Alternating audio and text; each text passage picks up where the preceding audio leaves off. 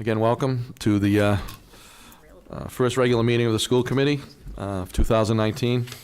I'd ask that you all would join in the salute to the flag and remain standing for a moment of silence. I pledge allegiance to the flag of the United States of America and to the republic for which it stands, one nation, under God, indivisible, with liberty and justice for all. I would ask, in memoriam, a moment of silence for Mary C. Cunningham, retired teacher who passed away on December 4th, 2018. Mary F. Hubbard, a retired teacher, passed away on December 17th, 2018. And Bradley Bowdren, who was a former custodian. Please, a moment of silence.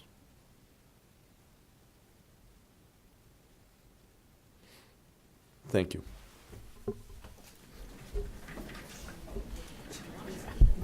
First on the agenda is acceptance of the minutes from the 19th regular meeting on December 13th. Is a motion? Motion to accept the 19th regular meeting minutes from December 13th, 2018. Motion is made. Second. Second. All those in favor? Aye. Opposed? The ayes have it. The minutes are accepted. Next on the agenda is appointments and elections. Ask the superintendent to speak to that.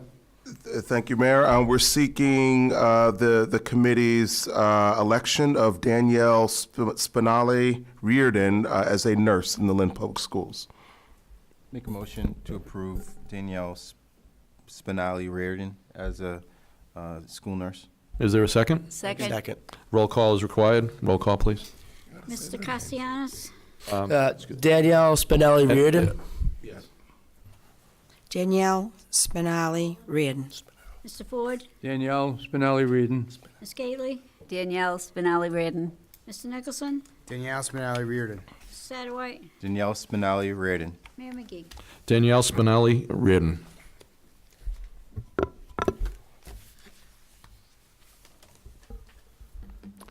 Next on the agenda is to silence all of our cell phones.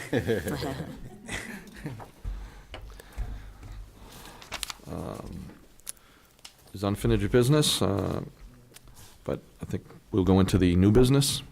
Presentation. Oh, are we on the present? Did I go by the I have missed the next on the agenda is the presentations, and I apologize, but we're ready to go. Attendance initiative update. It's real good news. Thank you very much.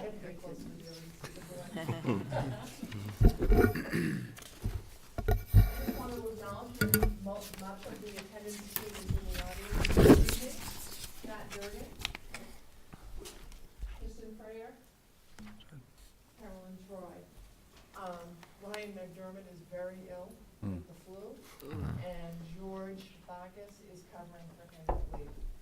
But the whole team was in. Thank you. Okay, presentation theme for our agenda for tonight is to briefly revisit the core values of the attendance initiative, to frame our thinking about this change effort, to look at the attendance and crime improvement data, both at the school level and the district level, to look at the initiative through the lens of one of our schools, the Washington Elementary, and to look at next steps in building this framework. Core values of the attendance initiative that drive the work, the thinking, and the interventions. This initiative is data-driven. It's looking to support students and families. Our primary focus is prevention and outreach. We're looking to collaborate and engage multiple stakeholders, including students, families, and communities. And we want to build and design a strategic framework for equity, making sure that when we build this framework, we're reaching out to our most marginalized, our most vulnerable students and families. Education is the most powerful weapon which we can use to change the world. Yes. Nelson Mandela. When we think about the attendance initiative, the primary goal of this initiative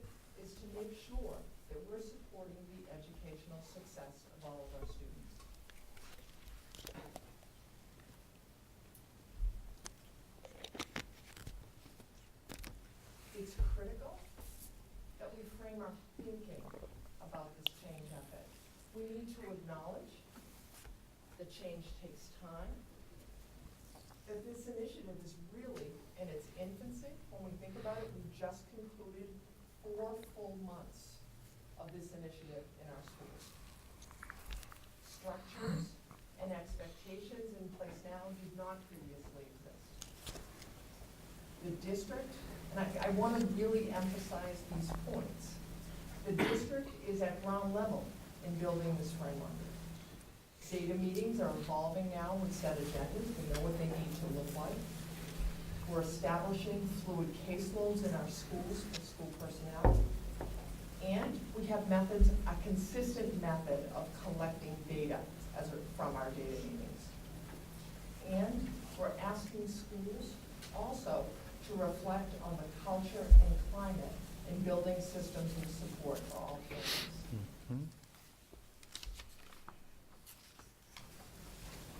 Before we look at the data, I want to revisit and make sure that we collectively all understand the terms of attendance and chronic absenteeism. I know it seems simple, but only one is an accountability indicator. Attendance refers to how many days a student is present. The percentages take into account all absences. When we're reporting to the state, it doesn't matter. It's whether excused absences are reported, unexcused, suspensions. The reason for a student's absence does not matter. Attendance percentages are calculated by the number of days present for the student divided by 180 for most students, or the number of days present divided by membership enrollment, how long that student has been enrolled in the district. And when we think about attendance and attendance percentages, it's not an accountability indicator. Chronically absent is. Chronically absent refers to a student who has 90% or less attendance. Chronically absent percentage is calculated by 10% of 180, or 18 days. So any student absent 18 or more days is considered chronically absent. Or 10% of enrollment membership, 10% of how long a student has been enrolled in our district. Again, I'm just reemphasizing the point that school attendance is not a measured accountability indicator, chronic absenteeism is. We're going to look, when we're looking at the data, we're going to look at attendance percentages and chronic absenteeism, but I wanted to make that differentiation really clear for you. This slide is presenting you with all schools across the district, including district. LPS attendance comparisons from school year 17-18 to school year 18-19. And when we're talking about school year 18-19, we're obviously talking about September to the end of December. Observations of interest here, 23 of the 26 schools have better attendance so far this year. Clearly a celebratory point. The 3 schools that are down in attendance are down a combined 1.2 percentage points. Statistically somewhat insignificant. Those 3 schools are ECC, Lynn English, and Breed. Worth noting here is the presence of ECC in that grouping. We struggle with attendance in kindergarten, not only at ECC, but in kindergartens across the district. That is a grade level of concern when it comes to attendance. Many of the schools here show only small attendance gains, but when schools are already at 95 or 96% attendance, it's difficult to show those huge gains. So that is attendance. Now we're going to move to chronic absenteeism. Here we have LPS chronic absenteeism comparisons from last school year to this school year. Observations of interest here. 21 of our 26 schools have reduced the numbers of chronically absent students this year to date. Again, a point of celebration. Many of the schools made solid reductions in the number of students chronically absent this year. When we talk about the schools that have not, we're talking about 5 schools. We're talking about Aborn, Druids, ECC, Ford, and Breed. Again, what I want to make note of here at this point in the presentation is that 2 of our schools reoccur on both lists. One being ECC, in not making its percentage gains and not declining chronic absenteeism. Again, it's highlighting the struggle that we have in kindergarten. The other school is Breed, but I want to qualify that piece of data for you. Breed has not improved this year, but was one of the only few schools last year to beat its target. And I don't know if I don't even know that I can see it up here, but if you look at Breed right here, all right? Its chronic absenteeism percentage for last school year was 9.2%. When you look in the middle, and I'll explain that column some more in a moment, its target for chronic absenteeism was 15.9. It handily beat its target. Now, we said it didn't improve this year for chronic absenteeism. Its percentage for this school year to date is 10%. It still beat last year's chronically absent target. Targets for chronic absenteeism for this school year have not been set, so we don't know what they are. I wanted to qualify that piece of data for Breed because they really are doing a good job. When we look down the middle column here at the chronically absent target percentages that were set last school year, it's worth noting that only a few of our schools, very few, made that target. 4. Tracy. And Dr. Griffin is in the audience. So I just want to make kudos to you, Dr. Griffin. She was the only elementary school in the district to meet that target. And then all of our middle schools met their chronically absent target percentage last year. Reed, Pickering, and Marshall. We don't know the targets for this year yet.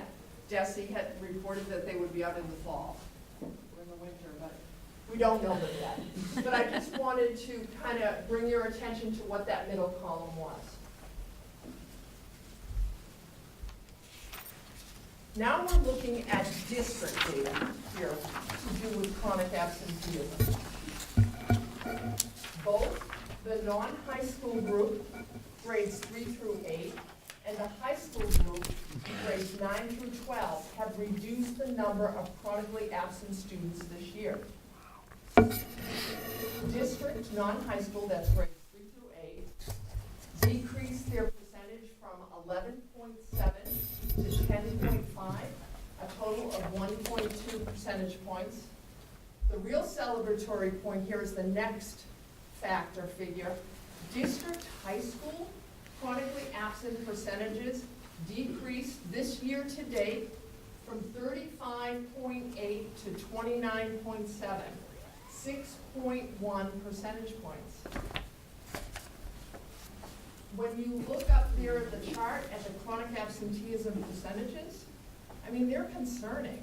If you look at last school year, the chronic absenteeism, I'm talking particularly for the high school, if you look at your chronic absenteeism rate for school year 17-18, 36% of our students in grades 9 through 12 were chronically absent last year, 18 or more absences. I want to highlight here, and it's something we all need to think about, is looking at district policy around Yes. this. Students at the secondary level, without any repercussion, can have 6 absences a quarter. 6 times 4 is 24. That exceeds the chronically absent figure. So that's clearly something that moving forward as a committee, and as a district, we need to look at.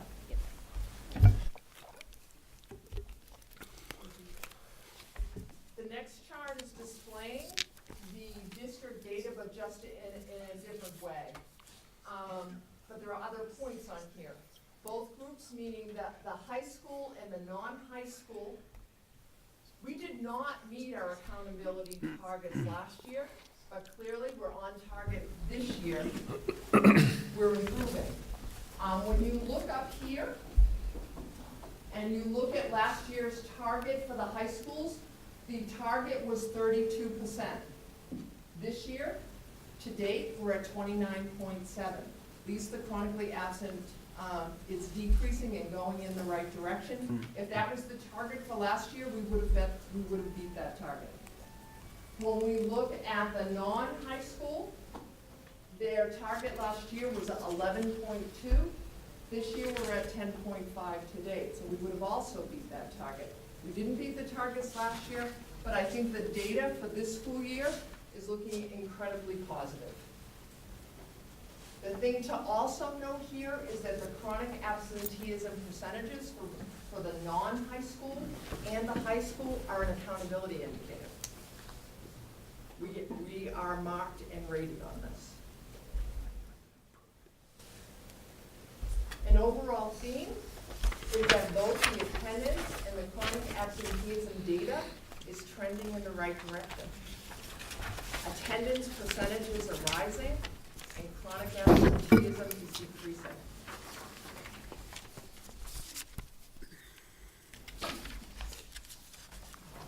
The next few slides look at the attendance initiative through the lens of one of our schools, the Washington Elementary.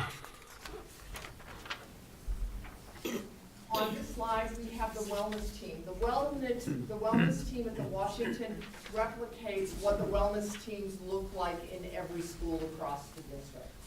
It's the principal, the program specialist, the social worker, the school nurse, the parent liaison, the attendance supervisor, and the executive director of social emotional learning. What would look a little different here, the secondaries, it probably would be the vice principal, and guidance has a presence in all of the wellness meetings. The wellness team, this team in every school meets once a month to target and identify our most at-risk students with respect to attendance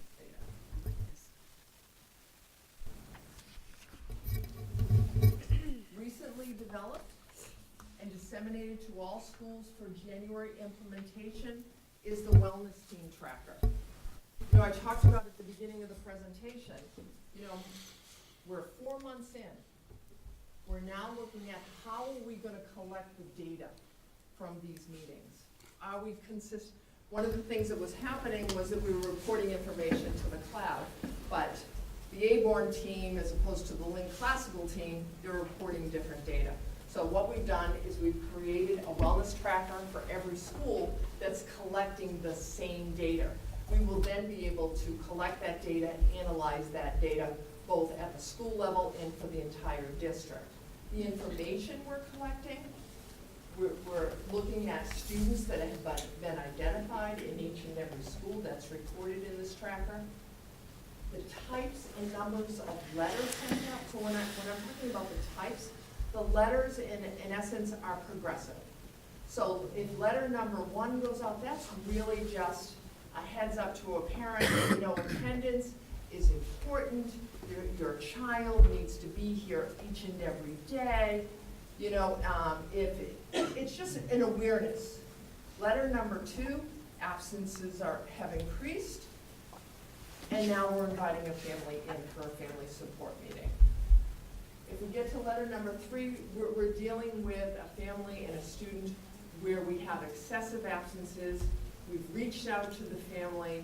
We haven't had any level of response, and we're letting them know, we remained immensely concerned, but you know what, this is moving to a situation where we may have to take other actions. We may need to file a 51A. We may need to file a CRA.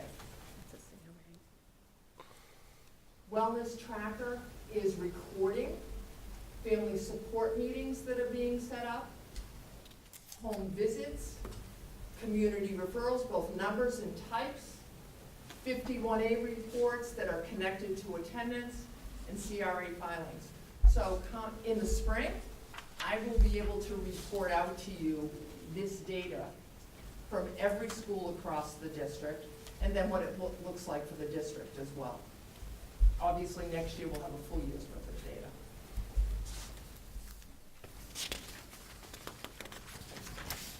We attempted to collect this data for the Washington schools so that you could have a lens on this. So data outcomes from September to December at the Washington school. Students identified, 133 students. Total number of letters sent out, 133 to families at the Washington school. They scheduled 73 family support meetings, 21 were held. We don't get every family in. We need to acknowledge that.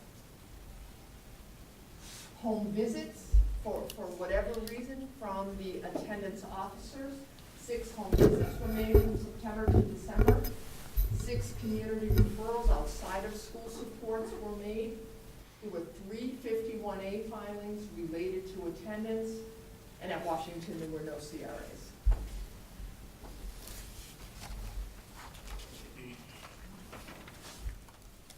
The other piece that we wanted to highlight is how this school is making the attendance initiative come alive. What are they doing beyond the data and the family support meetings? What are they doing to build a culture and climate in that school that makes every student want to come to school? Year long, they have a core value program there that emphasizes different core values, effort, respect. For the month of December, it was citizenship. In the month of December, the leadership team decided to really make attendance a conversation not only with students, but with parents, with families, and they decided on a December attendance challenge. Parents were engaged with posters, the poster you see up here. There were recurring connected messages from Principal Fry, and the focus of his message was about citizenship and attendance. Be here, be reliable, be a good citizen. Students were challenged to be at school every day and on time. That on time piece, because we also have an issue with students coming to school on time. The winning class was going to receive a gingerbread house building party. From all accounts, that was, and you saw some pictures. It was very, very successful. Principal Fry tells a story. The first day of the initiative, he's standing in the hallway with his program specialist and the social worker, and he says, "Do you notice anything?" It was eerily quiet. No student who would come to school on that day was late for school, because if you're late, it's not perfect attendance. Okay? You know, and it speaks to the importance of the intentionality and the conversation with both students and families. They've come up with a January challenge. Coming this month is the reward is snowmaking in the lab.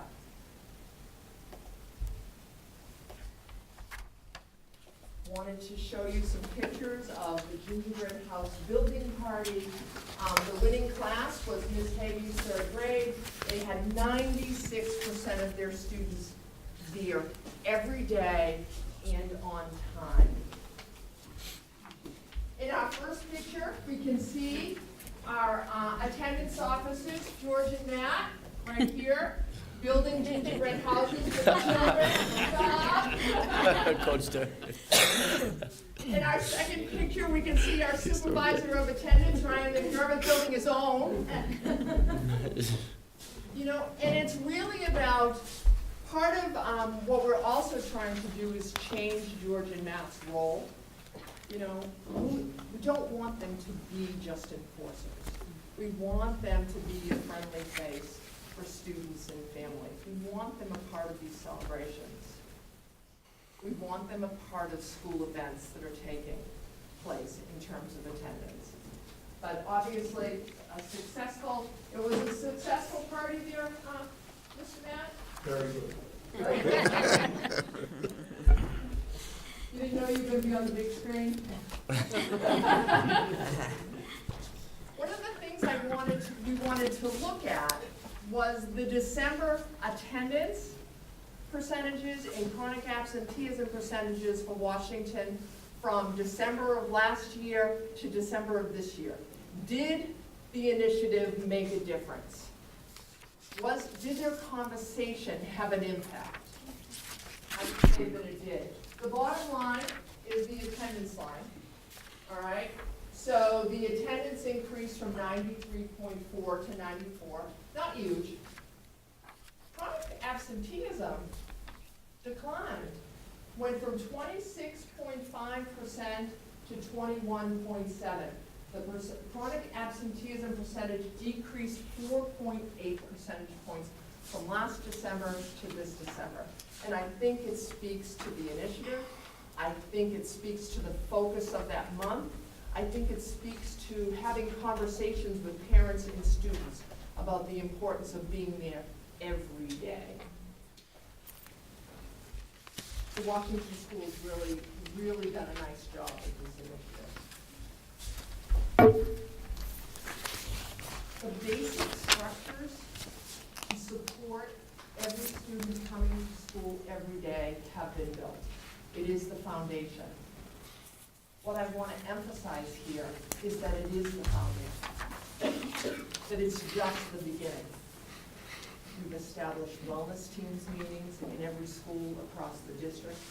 We're having data meetings to identify our most at-risk students. We're looking to make sure that we have family support meetings for those most at-risk students. But this alone is not going to achieve the kind of outcomes we want. There has to be more than this. That's why I call it the, if we think about building a house, I think we've got a strong foundation in place. But to fully build this framework, there are next steps. The next steps sit in the social, emotional learning arena. They really do. We need here, in terms of next steps, we need to support schools in cultivating their culture and climate. We need to put in place the needed supports for the social and emotional well-being of every student. We need to focus on SEL. And what does that mean? It means we need evidence-based curriculum at all levels.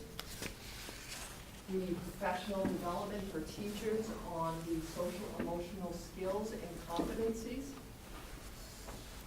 And we need SEL programming and resources that's going to reach out to our most marginalized and most vulnerable students and families. Absenteeism is a manifestation of a much bigger need. And as we build our framework, and as we think about improving this attendance initiative, this is where we need to be now. This is the arena that's going to help us to achieve the kind of outcomes we want to achieve. Thank you. Does that Member Satterwhite, then Member Castellanos. Deputy Superintendent Powers, thank you for such a wonderful presentation. I want to thank Washington Elementary School for doing such a great job with the initiative and getting the job done, which is important.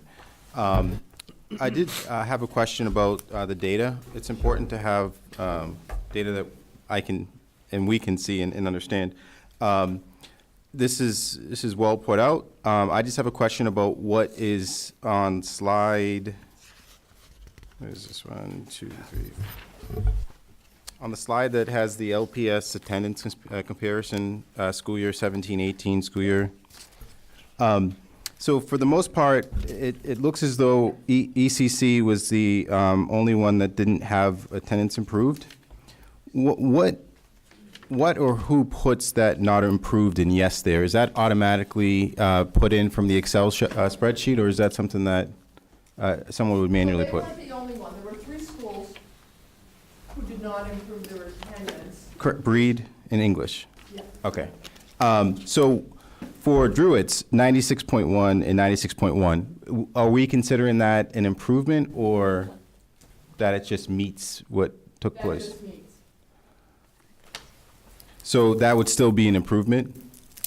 under, yeah. Okay, yeah. so I just wanted to make sure I can understand. It stayed stable. Okay, correct. Okay. Can I, just quick, from an accountability standpoint, I don't know if you remember back when we did that presentation, I think it was in October. There's a does not meet, meets and exceeds. And, you know, if there's no change, it's a meet. They meet. Okay, good. Again, I want to make sure that the data that we have is the data that we have. And as long as that's the criteria, then that's correct. You're right. Yeah. Okay. The second, did we figure out why Lynn Tech is doing such a great job with regards to the chronic absenteeism, other than the other high schools that we have? Because at 19.5, that's substantially lower than the other schools.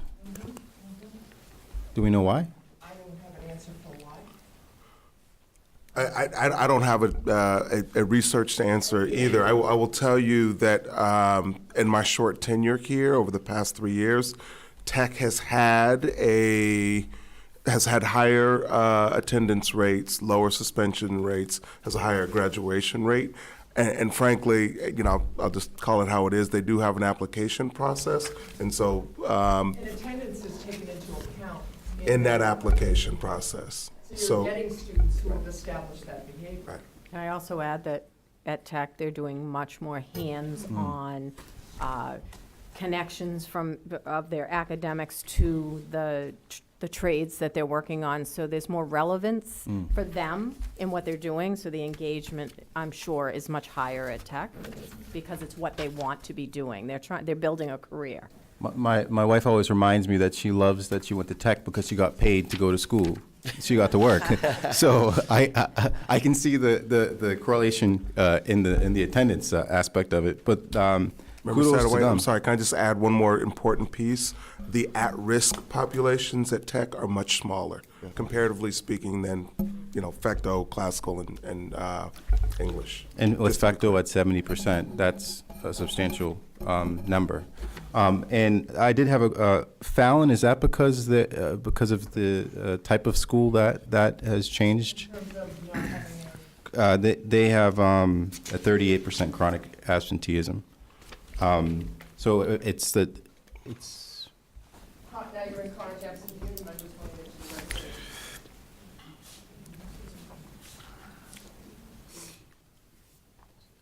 That's it. Fallon Yeah. is at 38%. Last year was at 42.6. They certainly have improved. Yes. Okay. And again, it goes to the population. I mean, that is a factor. It is a factor. Well, thank you again. I like to see data, and this speaks volumes. It does, and it speaks volumes in terms of we're going in the right direction, we're showing improvement, and the attendance initiative is having an impact. Are we sharing this data with the other elementary schools to see how the principal Fry was able to be okay? Thank you. You're the first viewers. Thank you. Member Castellanos, then Member Gately, and then Member Nicholson. I want to start by thanking Deputy Superintendent Powers on your presentation. Attendance is very important, especially as when I see the quote, "Education is the most powerful weapon which you can use to change the world." I had this quote on my my college dorm room wall, and I used to. I used to hold myself accountable with my attendance in college. I wish I could have did the same in high school.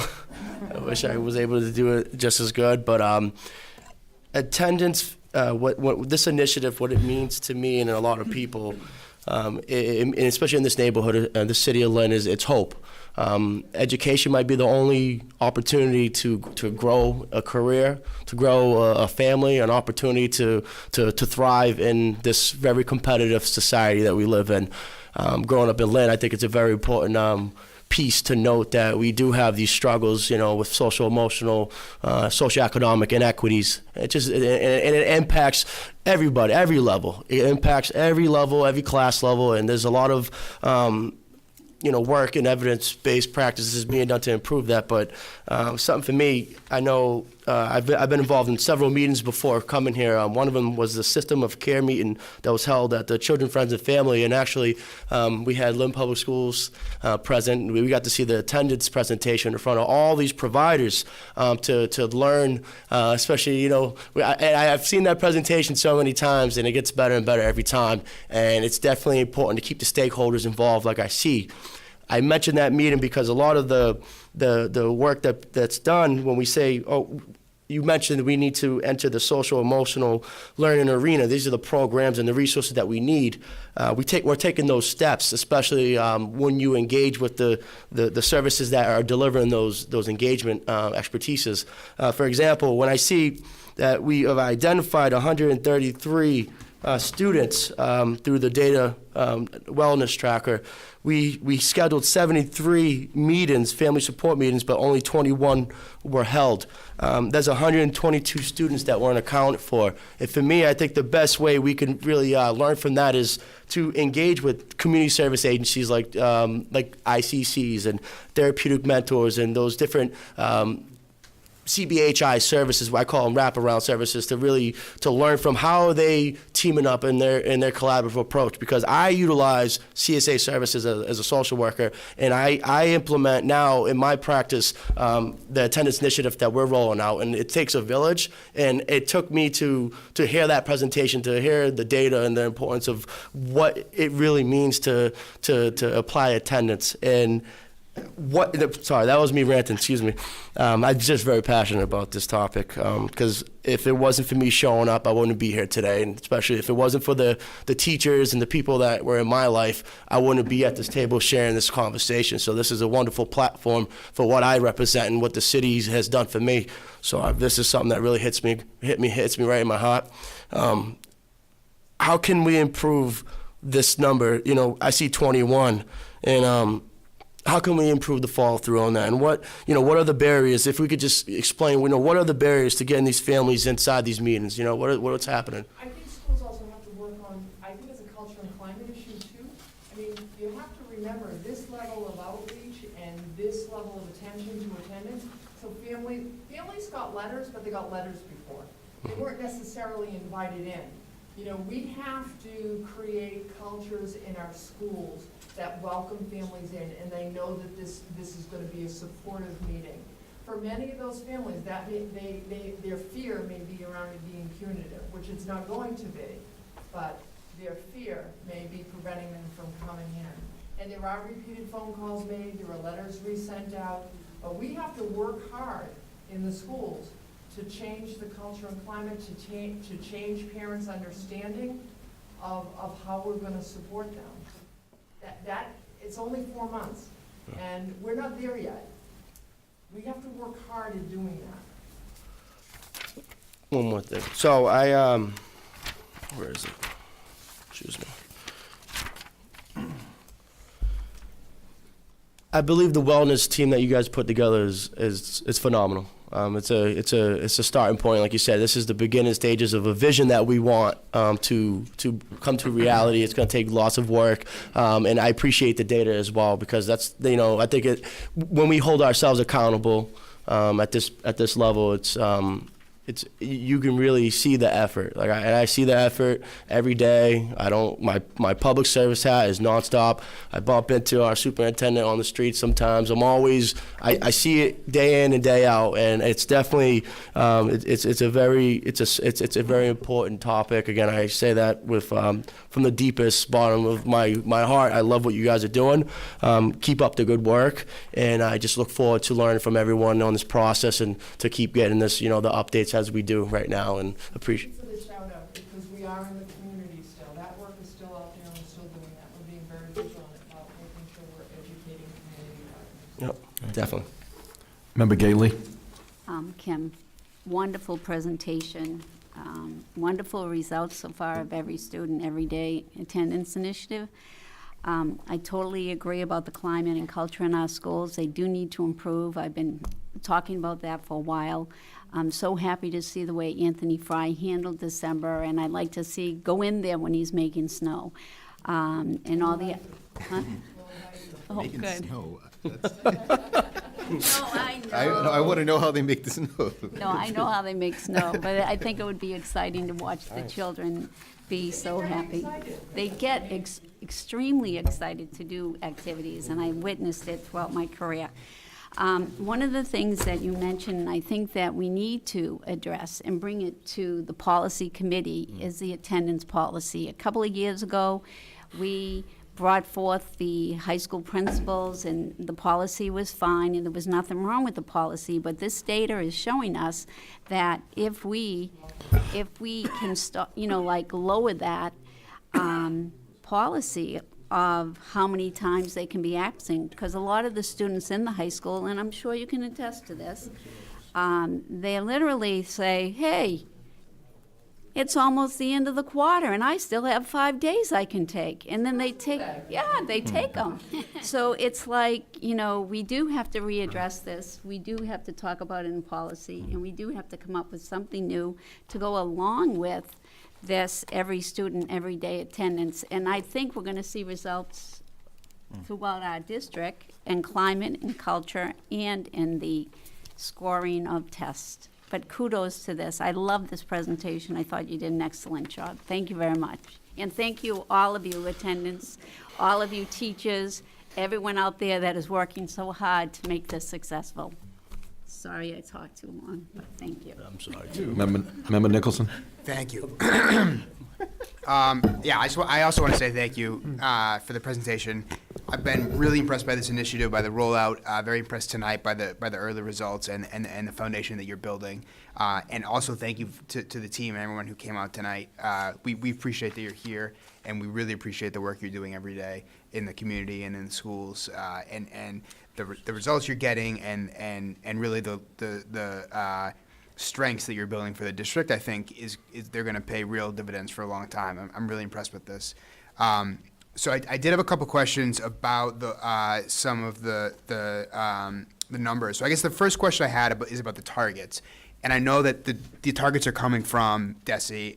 We don't. We can't explain how. I asked Josh. I asked our data person. Can you explain it to me? Because I know they're going to ask it, and I can't. And that is with you. Yeah. I appreciate that. sorry. Yeah. No need to apologize. That is not your fault. That's the state. Yeah. Yeah. I guess I have a more philosophical question then, because clearly they're using some kind of demographics to do the numbers. Past data, It's it's historical. based on past data. Yeah. Growth and Okay. But so are we, as a district, saying that we want there to be one target an expectation that all schools have, or are we comfortable with that approach, individual target. doing an individual targets? Yeah, based on the states. Because everybody's number is different, and so if you give everyone the same target, you could have schools that have to jump like Yeah, you couldn't do that. multiple points, which is not realistic in a year. The district has its own targets. Yep, but which are different than the state targets, you're saying? No, they are the state. Oh, you mean the district as a whole has a Yeah, target? yeah. Yeah. Okay. Which is based on past practice. Got it. Okay. All right, no, that's helpful. And then on the the Washington letter, was the letter, the 133 letters that were sent out, were those requesting a meeting? Was that, which letter was it? So the letters are progressive. Yeah. But I couldn't differentiate out them. We didn't have the wellness tracker in place. In the future, I will be able to tell you how many at each school, how many first letters were sent out, how many second letters, how many third letters. And again, those letters are progressive. There's a different message in each letter. There's a different level of severity to the absences. Okay, so it was just a coincidence that it was 133. It wasn't. Well, if you identify a family, you're sending out a letter. But was It's it? not a coincidence. Okay, so it was 133 of the same letter that was sent out. What I can't differentiate for you now, I will be able to in the future, because I didn't have a wellness tracker in place. Mhm. I know 133 letters were in place, but I don't know how many letter number ones. Oh, I see. It was a mix of. Right. Okay, got it. In the future, I'll be able to Yeah. explicitly give you that. No, data. totally. That makes sense. That makes So total it wasn't necessarily 133 individual students. It could have been one student got 2 letters Yeah. Okay. out of that 133, right? Right. Because the tracker wasn't in place. So we don't, like, that data is not showing how many of those 133 letters were the first letter versus the second letter versus the third letter. Okay. Going So these were forward, just we'll in be the able to do tracker. So that. people could have gotten letters beforehand that weren't yet didn't show up in Correct. this. All right. I see that. I see. Okay. Will we be able to know, for example, of the people whose letters led to a meeting, if they ended up having better attendance as a result of that meeting? Okay, that's great. That's really exciting data, I think. Yeah. The other thing I wanted to say about the policy, because I thank you for raising that, and Ms. Gately, thank you for your insight on that. I think we are planning to do that, and I understand Dr. Tugwell is working with his team on getting recommendations, and we have that scheduled for later this winter. We have some ideas. Great. Yeah, that's gonna be really helpful. Thank you. Thank you. Member Ford, do you have Yeah, great presentation tonight, Kevin, thank you. Just a couple of questions. I think we have to reduce the number of excused absentee days down to 4 at least, correct? I think we should eliminate them altogether, and I think that we would should push just for call that. them absences. Part of the problem is, when we report data to the state, they don't hear the reason. Excused, unexcused, in creating the policy, I think you should just create a set number of absences. I think But, we would, that needs to be analyzed and thought about and carefully, and it doesn't necessarily have to be failure. Maybe, one of the things we're discussing is, X number of absences would be a grade reduction versus a failure, and not being so punitive. But giving clear messages that students need to be here every day. the second point is that the series, the progression is letter number 1, 2, and then 3, and then a home visit? There may be a home visit made before that. It's really based on the individual situation and whether we feel we need to go out to the home to reach out to a parent. Have the home visits been well received? You had 6? That I don't know. Matt, do you have any food for thought around some of the home visits? One of the things, parents don't immediately, this initiative is going to have to strongly take hold around changing the culture and climate of how parents perceive intervention. Well, that was my thought. Yeah. If the home visits were well received, would it be better, well, we only had 21 out of 133 responses. Would it be better to come forward with a home visit and let them know it's not punitive? Yep. Let them know it's not a hostile environment. Let them know that you're just showing concern. Is Well, that, in the past, they didn't want us going out to the house until a couple other things had been effective. If they didn't work, they wanted us to be almost the last person. Just that they see a person, to be honest with you. okay. But if we went out right away, we kind of lose the effectiveness. And we just saw, here's that guy again. But now that people think it's the real deal. That was But there's beautiful. other reasons why we go to houses too. Yeah, there's lots Oh, of I- reasons. I'm just, for example, today, to get in touch with a parent who's a student sick, she had been sitting in the office since 8:30, it was about noon time. They were trying to get, just to go by and find someone. So it's not just attendance, it's for any reason. And another We're one was a recording meeting, related to there was attendance. another visit for a meeting at Marshall because the vice principal couldn't get in touch with a parent. So there's different reasons for visits, and some attendance, some it's not on the books and job description. There's a lot of bizarre ones that I'm gonna write a book in a few years. Thank you. Yes, Member Castellanos. I'll be short and brief. So how are the courts supporting this initiative is my question, because I feel like there's a lot of CRAs in the city. We're going to reduce our CRA filings. Kristen and Ryan have gone into the courts, presented the initiative. They're very well aware of what the school is trying to do. but I think it's young. Kristen, do you have any words for us around the court's perspective? I mean, Brian and I, we see each other frequently. I do think that the judges are receptive to this. I think that probation welcomed having both Brian and I there and coming in with all the data and being able to look and provide all the intervention that the school has done, which I think is maybe just a little bit newer, that we want to make sure that when we do take the step to file a CRA, that we're going to be able to go back and say, we've sent these letters, we've done these family meetings, that we're not just filing these on a whim, that we've actually tried to engage these families and we just haven't been successful, and now we're at this point, and I think that the court recognizes that and appreciates it. Thank you. And could you just briefly describe what a CRA is? I'm not a probation officer, but it's a child requiring assistance, and for the school department, we can file a CRA when a child is truant, or if a child is having behavioral issues in school, and you can file it as a habitual offender. Okay. Well, thank you so much for that. Right. Just one question. Member Satterwhite. One of my concerns when this was initially presented to us by, yes, was about the increase, the potential increase in DCF involvement.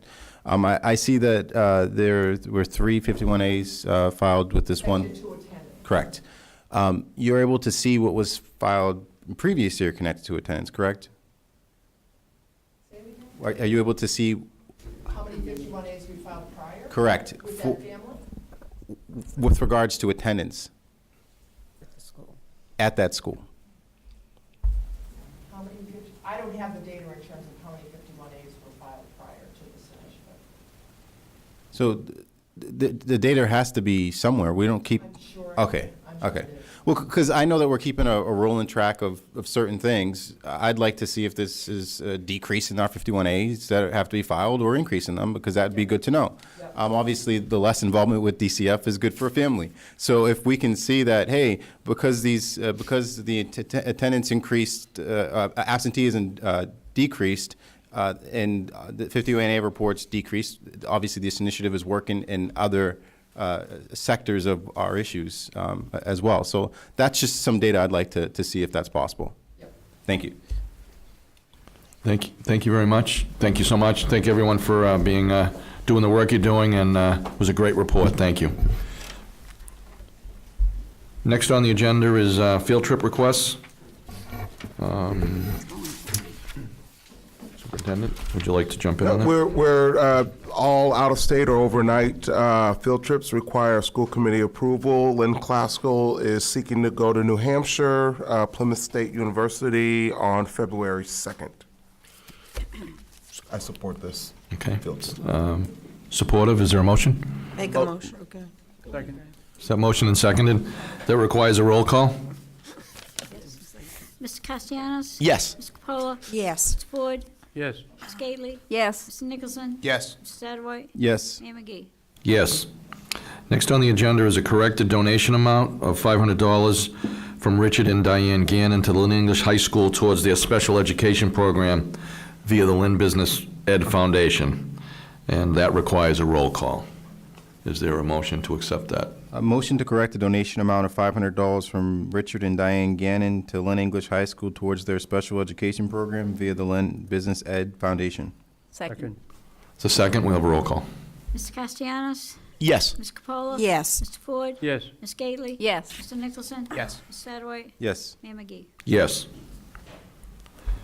Next on the agenda is discussion of submitting a statement of interest for the new Pickering Middle School.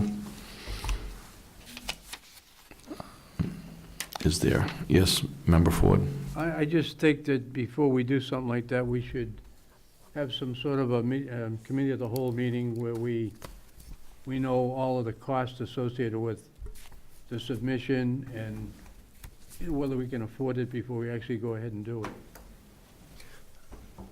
That's just my, I don't think we have money to just, throw away. And I think for some reason, $276,000 is in my head as to the initial cost of submitting, if you get in the pipeline.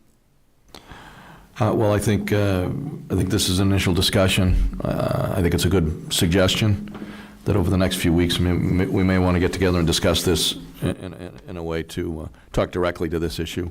We are creating as I said, the last meeting, the 5-year capital investment plan, which we anticipate will be together soon, which I want to be able to have the school committee as well as this council are going to be the presentation on that. And we are in the process of creating the budget, and I know we're talking about, later on the agenda, the budget development outline, so I think at this point, I think that's a good suggestion, and then we can work towards having a broader discussion on it at another date, and we can set that up as an agenda. Member Gately? When is it due?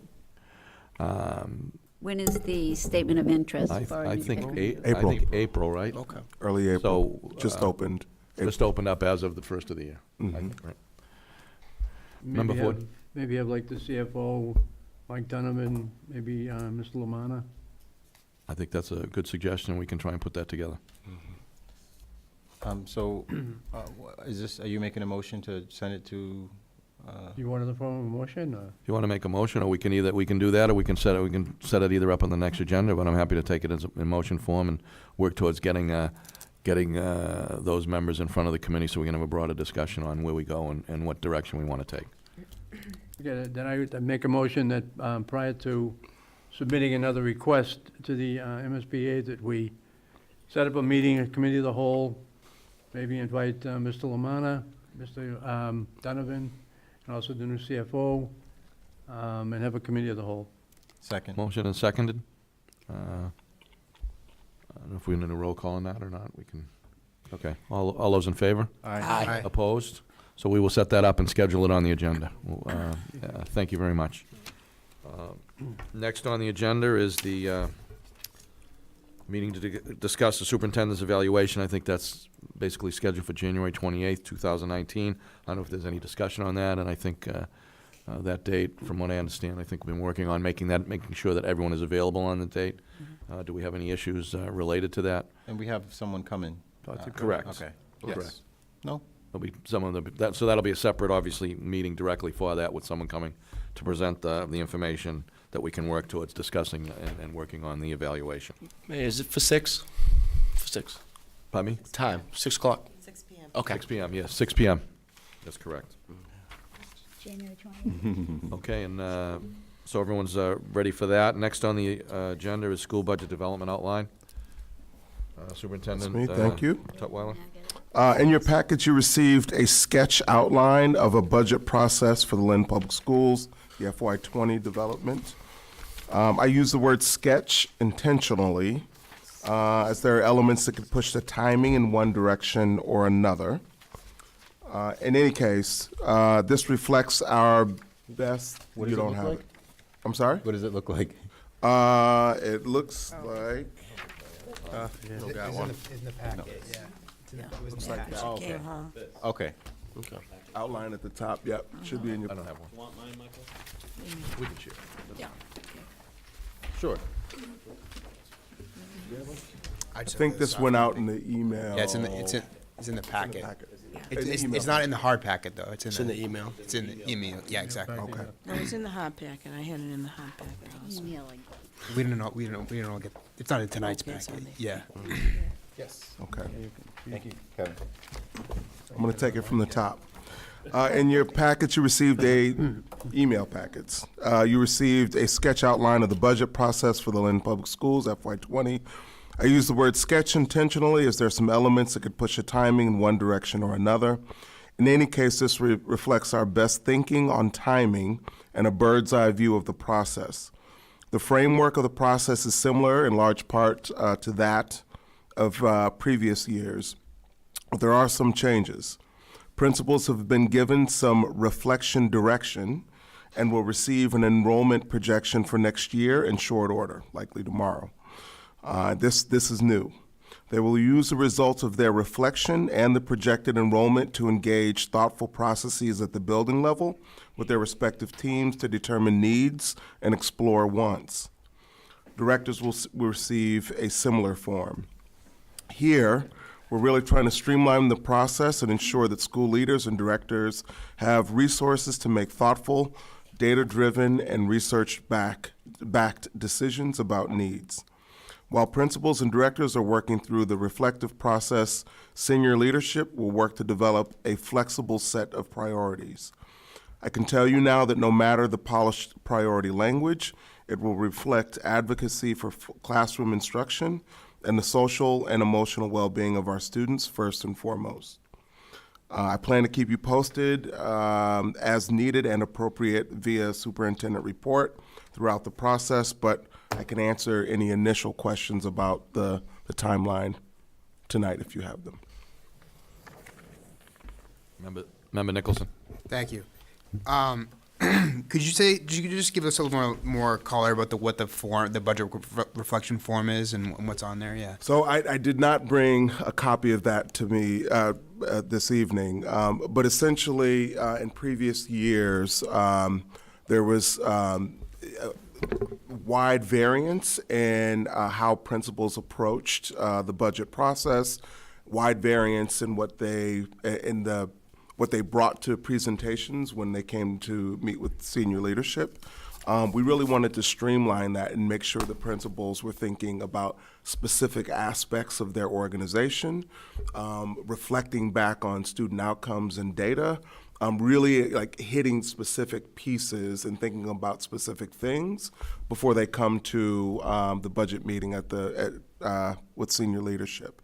So this is really a streamlining effort and making sure that everyone is sort of thinking the same way and coming prepared to present on the same things when they come to senior leadership. Could we Sure. yeah. Member Satterwhite.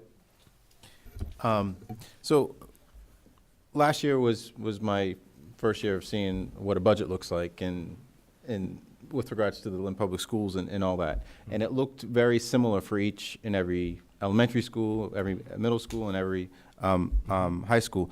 And I know that I had spoke to the previous superintendent with some concerns that a principal had about wanting an additional SPED associate or something for their school. Mm-hmm. And I was told that there was a district-wide like formula for what the schools need for their budget. So what exactly can a principal put in this that will be allow for them to change from whatever the district has for each school? Well, for special education, I mean, that's all driven by law. Yes. And our first effort really is going to be to be compliant. Correct. So there's not a lot of wiggle room there, and the reason why we're providing them with projections, and this is not. There could be some changes, of course, over the summer and before the next school year starts, but our best thinking about what their student enrollment is going to look like so they can do some planning and careful thinking about, all right, geez, I have this many sub-separate students who require a sub-separate classroom. I know that's going to require this many special education teachers and this many paras. That's by law. I mean, there is no flexibility there. There are, where there is flexibility is other aspects of their organization.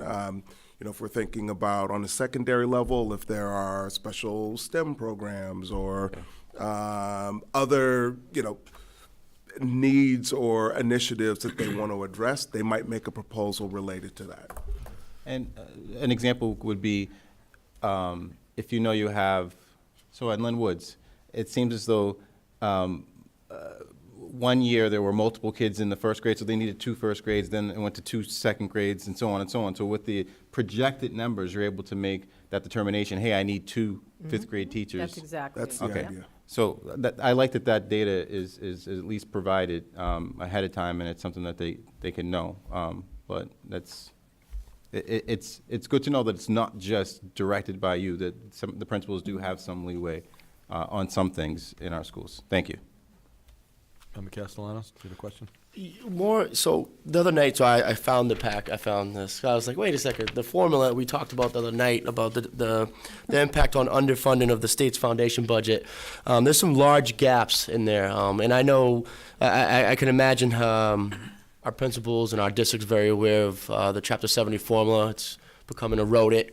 And some of the examples that I heard the other night were living on a fixed income since 1993. Like if you were to use your income in 1993 to now, I couldn't imagine to maintain a budget. And I found myself asking many questions of how can we provide these our children, the students and teachers with equity, and there's a larger issue at hand. I'm not going to go into it. It's a very large discussion. And there's a lot of work being done, and I highly support what our teachers union and everyone else is doing to address this issue. We're definitely in a crisis when it comes to that foundation gap. But when we develop our budget, are we looking? And I know we're dealing with some tough times financially. What are some out of the box ways of handling our budget for this upcoming season? Well, I mean, what's Sorry for the question. I know that's a hard one. I that's just want to okay. ask that, what are we doing that's a little bit different this year? So this evening, the idea was to present you with an outline of what we plan to do with what's known. And at a certain point, as is the case in the years previous, working closely with the mayor will give us a number, and then we'll build a budget around that. And then we need to look at what needs aren't being met. We've got a grant writing position posted. I mean, you have to see what grants are out there to support additional needs and wants in the district. I mean, that's the first step. And also to support that is the partnership role. There's a role that you guys popped on your site that's actually very resourceful to develop those out-of-the-box networks to go at those grants, those foundations that we haven't tapped into before. Sorry, May, for interrupting you. No, that's fine. I was going to say it's a great point because there's a lot of things in flux right now. I've read today's Globe and Herald. There seems to be finally a real. The governor spoke of. I was at his inauguration last week. Spoke about the funding foundation formula, the Senate proposal that will be filed, and as well as a House proposal. There could be real movement, hopefully, this year in terms of addressing the close to $2 billion that was identified in 2015 related to the foundation budget deficit. Obviously, Lynn is clearly impacted by that. So there will be, I think, a lot of activity around that. But until the governor's budget comes out and those things flesh out a little bit, it's really, like you say, we deal with what is known, and then we'll work towards knowing what the number is for the city. But hopefully, different than thinking outside the box, that there will be more dollars available. And I know special ed is also part of that recognition, and I think this report, The Tale of Our Cities, reflects on the special ed funding that's a problem, as well as the foundation budget that's a continuing problem.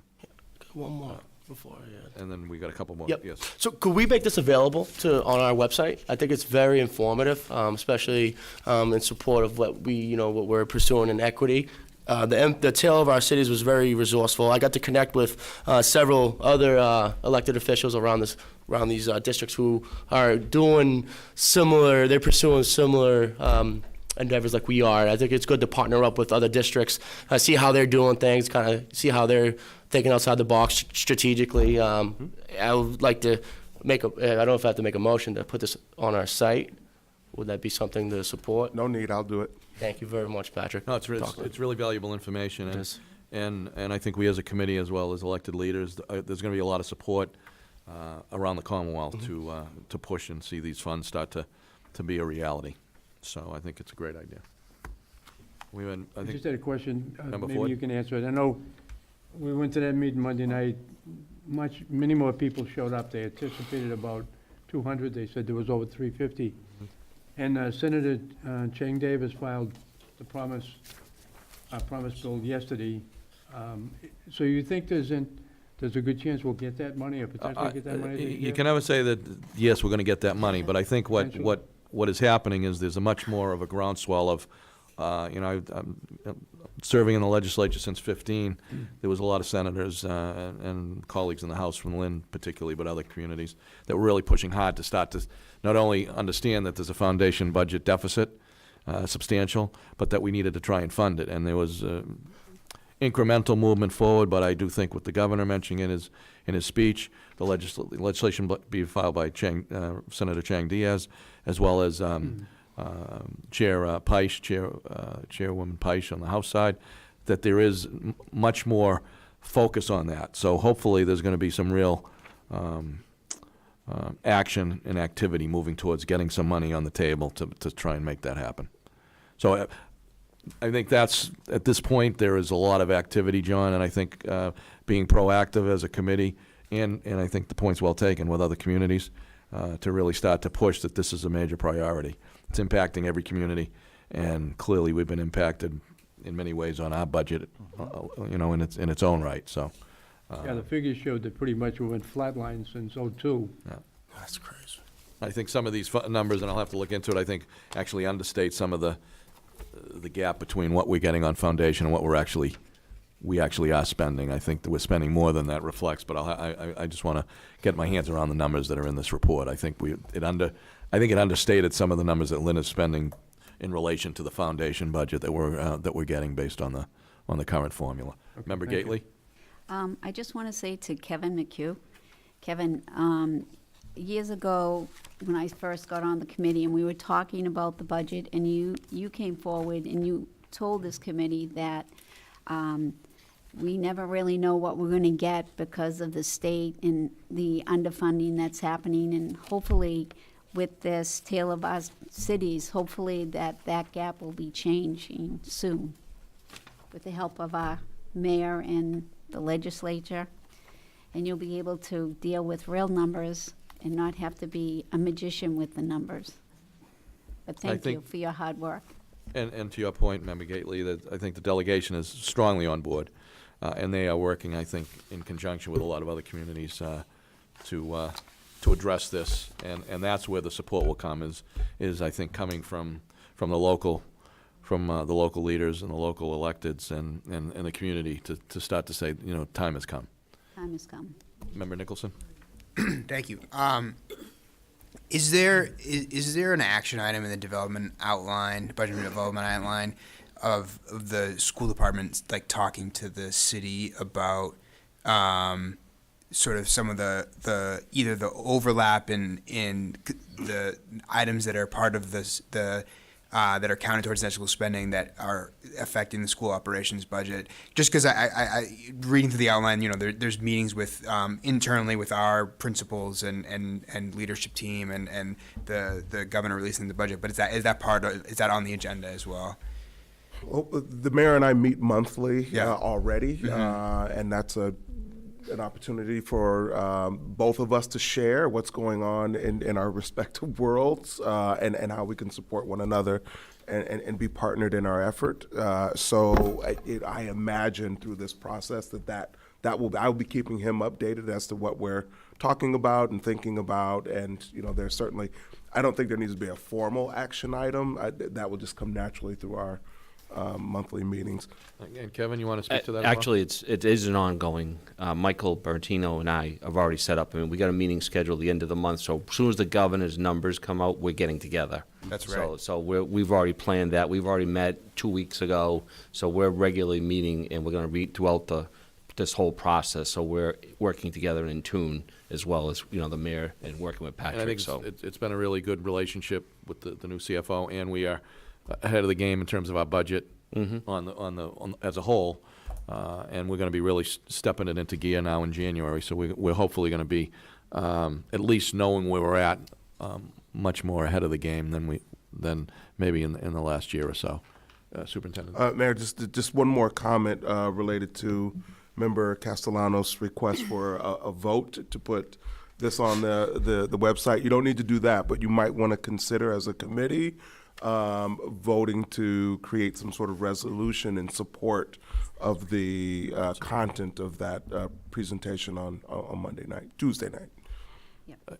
I think that's a great idea, and I think before we do it tonight that we should probably think about how we, put that resolution together so it's strongly worded in a positive way in support. So I think it's a great idea.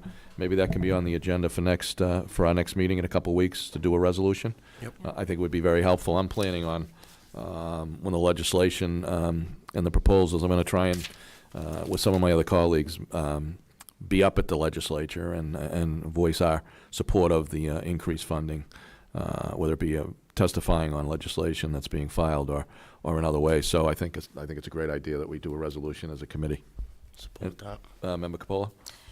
The concern I have is if they increase that funding, are we going to lose funding from the city side? Or are we looking at literally having more to work with The idea is for the next school year? well, the idea is that all these communities are struggling with funding the schools. Yeah. So the question is making sure we fund the schools the way we need to fund them, and that this is extra money, and that's where the whole discussion will be. The recognition that it's not about reducing what we're doing, but increasing the amount of dollars that makes it available so that we can do what we need to do on the school side.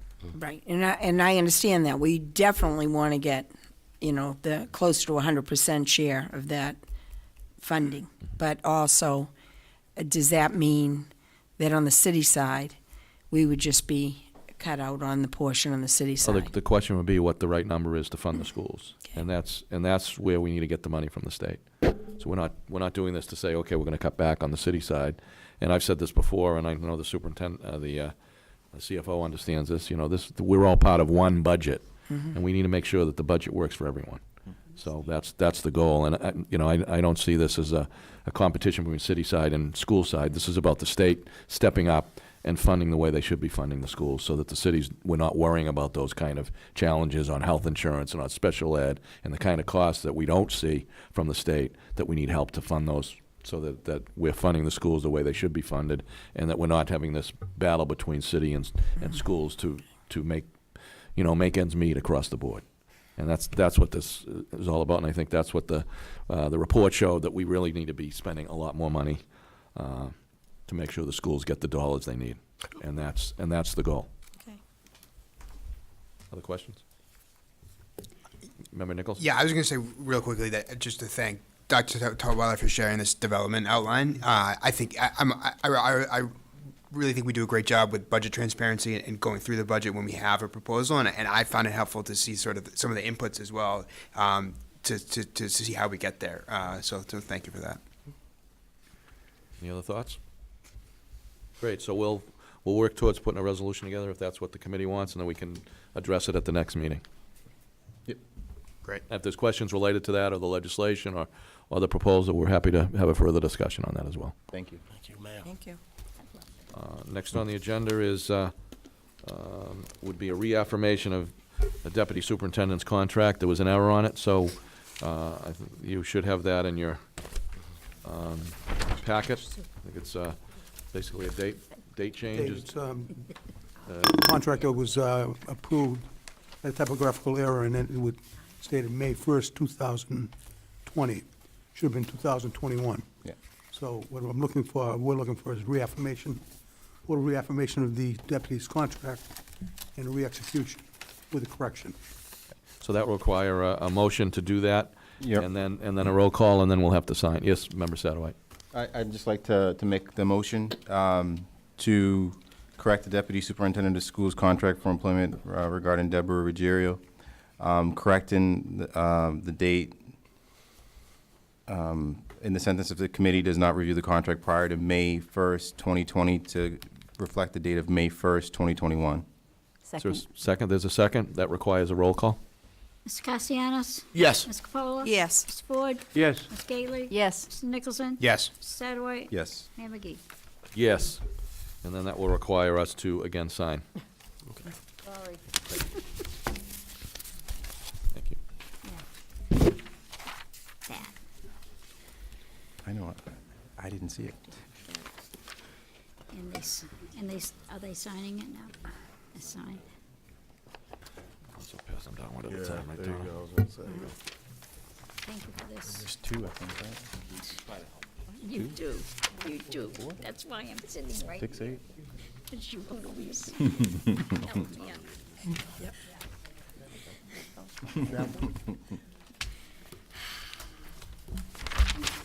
So he mentioned that, I got that date down, that this puts it into perspective and all.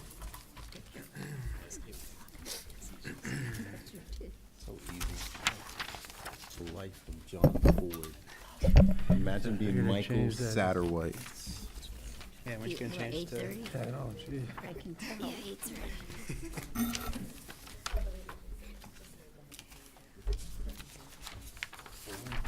That's you.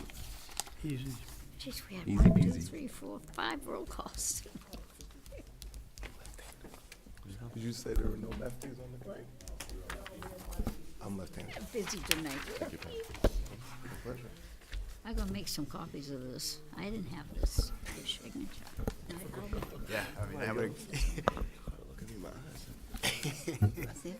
Gary, your signature's easy. Mike, did you see mine? Mine's terrible. Oh, did you? I have a stamp. I have a scribble. You have a stamp? Yes. Hey, I should get one. My hand is so bad. Could you like? Because they're like an identity issue. It's a good exercise for you. Oh, you don't have that much. Superintendent's report. He actually gave it to me. Squish this a little. Brian. That's what it's. My everyday life. One of my copies. One more? Brian, is that one more? Oh, That'll be fine. that was a. Oops.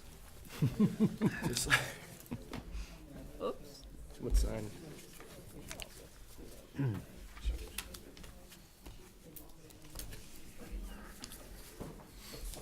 Get that, Junior. I know. You need to get rid of that. Next on the agenda is communication and information. Hopefully, everybody has signed the. Thank you, Attorney Myhouse, for your help on this. It Thank wasn't you. me. That's You me. want to Quickly, in your packets, you have the enrollment report dated January 1st, school committee dates for the upcoming calendar year. Note the cancellation on Thanksgiving in November. And then there's an annual report from the North Shore Education Consortium, which I'll reference in just a moment. Wanted to wish everyone a happy new year and welcome back. So I have just a few pieces of information, some updates, and some good news. First, I want to make you aware that the Lynn Public Schools has been invited by the Schusterman Foundation to participate in a community of practice with school leaders from Atlanta, Chicago, Fort Worth, St. Louis, and elsewhere. The essence here is to bring leaders together to share about best practices, pitfalls, and triumphs, all related to work around equity. The thought partnership is really enough, in my view, but districts will receive a non-competitive grant in the amount of $100,000 in the first 18 months. Participation includes virtual checks or video calls, of which there's been one, and 4 in-person convenings beginning this January, and this will go through May 2020. What is it called again? Schusterman Foundation. Community of practice. Okay. What is what called? Sorry. You said it's Shush. Schusterman Foundation. Okay. Yeah. I really think this is a wonderful learning opportunity in addition to a proverbial feather in the cap of LPS. I'll report out after each convening and offer specifics around use of the grant funds when that is determined. I have more good news to offer. 2 pieces from the Office of English Learner Education. First, we are ready to roll out the opportunity of a seal of biliteracy for seniors this year. In your packets are copies of a training PowerPoint for high school guidance counselors and administrators, and letters to students and families with all of the pertinent information. We have chosen to target seniors first to give them the opportunity to earn the seal as soon as possible. We will engage a similar process early enough in the fall to give those who are successful the opportunity to include the successful attempt in their college applications or elsewhere. Additionally, folks are seeing that, good. Additionally, we received notice on Tuesday of this week that the partnered Lynn Salem application for the two-way immersion program was accepted. We will receive $300,000, which will allow both districts to create a dual language task force to identify and recruit potential teachers, select resources, develop curricula, and establish procedures within the program to begin planning and researching. We will need to submit a proposal to DESE by November 2019 to proceed with opening a K-2 dual immersion program in the fall of 2020. So this is a planning grant, and we're excited about it. To be clear, this was a highly competitive grant. I'm really proud of the work that Rania Caldwell and her team did in partnership with educators from Salem. I'll keep you posted on the development of this program going forward. As I'm sure you're all aware, we enjoy a solid partnership with the Global Embassy of Activists for Peace. Last year, they co-planned and co-led workshops with history department heads at each high school in history classes. The idea was to acquaint students with the seminal points in history, wherein human rights and values were an important issue, and create peace proposals to ensure that those low points in history never repeat. One such proposal came in the form of a letter that I believe all of you received in October. There's a breakfast meeting with the authors of the letter on February 7th. Mayor McGee, myself, and Shannon Gardner, who's the Assistant Director for Humanities, will join in this conversation. I'm happy to report out in this fashion, Super's report, or have a conversation at the Curriculum Subcommittee meeting on February 14th. That is up to you, how you'd like to learn more and continue the conversation. In your package you received, as I alluded to earlier, the annual report by the North Shore Collaborative. By way of reminder, all superintendents of the communities served by the collaborative sit on its board. I welcome you to review the programs offered as well as the financials. A couple of quick updates. On Monday, we will launch our partnership with One Mighty Mill with a bagel kickoff at 7 a.m. in the CAF at English High. You're all welcome. Going forward, there's excitement in the crowd. Going forward, their bagels and tortillas will be incorporated into our breakfast and lunch program at English High. Next Thursday, we kick off our fruit smoothie offering at Marshall with a sampling at lunchtime. From this, food services will determine which flavors to offer for breakfast beginning the week of January 21st. Are we invited to that as well? You're most welcome. Okay. I'll be there. We'll go in together. We'll have some smoothies. Bagels and smoothies. Bagels and smoothies. I share this with you to convey that we are continuously evolving with offerings and responsive to student and family feedback. I want to thank the members who were able to attend the Foundation Budget Forum in Malden on Tuesday night that Member Castellanos referred to. Really hopeful that this event draws attention to the desperate need for Mass lawmakers to revisit and update the formula. And there's a copy of the PowerPoint from that evening in your packets. And I think you know that I typically write my superintendent's report and then I read it to you, but I'm going to go off script just quickly and share that we're all educators on this side of the table and on that side of the table. And I think that our actions are being observed all the time, and we need to model appropriate actions for our students and for the community all the time, even when folks aren't looking. So just so happens that this week I was driving down Cottage Street and I saw a member of this board stop, walk past a gentleman who appeared to be in trouble and struggling, stop and turn around and go back and check on him. Those are the kind of actions that mean a lot to me and apparently mean a lot to you. And I just wanted to acknowledge that publicly. So, Mr. Castellanos, I'm proud to be. Thank you.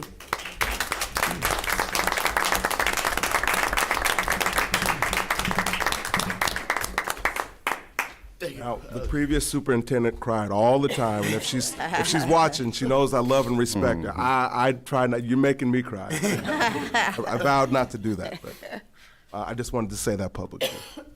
Thank you. Thank you. Thank you. Member Satterwhite. Just, do we have to vote on the meeting schedule for 2019, or is that just? Bobby? Standing rules of the school It's committee. part of the standing rules, so we don't have to Perfect. vote on it. Okay. Thank you. Thank you for the report. Thank you for the report. Thank you, Brian. That was a hard day. I'll put it in the next one. Okay, it's my fault. Make a motion? There's a motion to, Make a motion to adjourn. there's been a motion to adjourn. Is there a second? Second. All those in favor say aye. Aye. Opposed, no. The ayes have it. Meeting is adjourned. Tissues next to us now. Actually, I was last there. I said, okay.